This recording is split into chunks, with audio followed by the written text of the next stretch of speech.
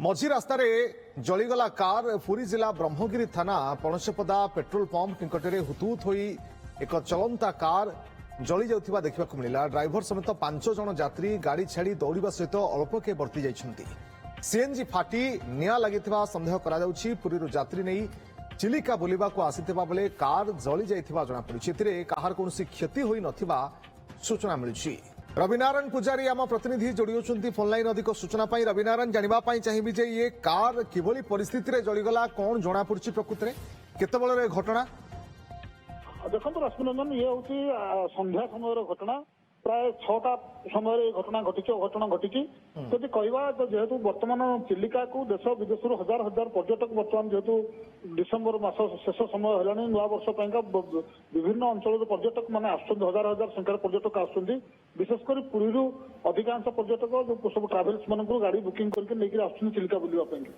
आज से जो ट्राभेल्स जो गाड़ी गोटे बुक करके आसते जो पर्यटक मैंने से चिलिका बुलिक फेरुवा समय सातपड़ारू पणसपदा भर मात्र 12 किलोमीटर दूरता रही। सातपड़ारू से आसिक पणसपदा निकट में पहुंचला बेले से पेट्रोल पंप सामने चलंता गाड़ी में आकस्मिक भाव में निया लगी जाता। ड्राइवर गाड़ी रखु रखु हठात भाव में जो जीवन विकल जो पर्यटक मान जीवन विकल गाड़ी दौड़ी ओह्ल पड़े रास्ता हुतुहुत कारटी जलुला। दीर्घ समय धरिक कार जलुला और कार जली जलिक संपूर्ण भाव में कार पोड़ी जली पाउंस हो जाए। बहु विलंब पहुंची फेयर ब्रिगेड मान पहुंचती निया लिभाउं। जो जो पर्यटक मैंने आसी कुआड़े जाइए पता मिले से कौन पुरी पलैंती ना से रही से संपर्क में कौन सूचना मिलूना। जेहेतु पुलिस पाखे पर्यटन जो खबर रही पुलिस सठिक तथ्य पाइबा लगिला केमती किछि जଣା पड़ुछि कि एवं कुआ जाउछि कि सीएनजी चालित कार थिला सेथुरु निया लागिछि कि? निश्चित भाव में जो सीएनजी जो इटिका कार रही है सीएनजी रे चलुला।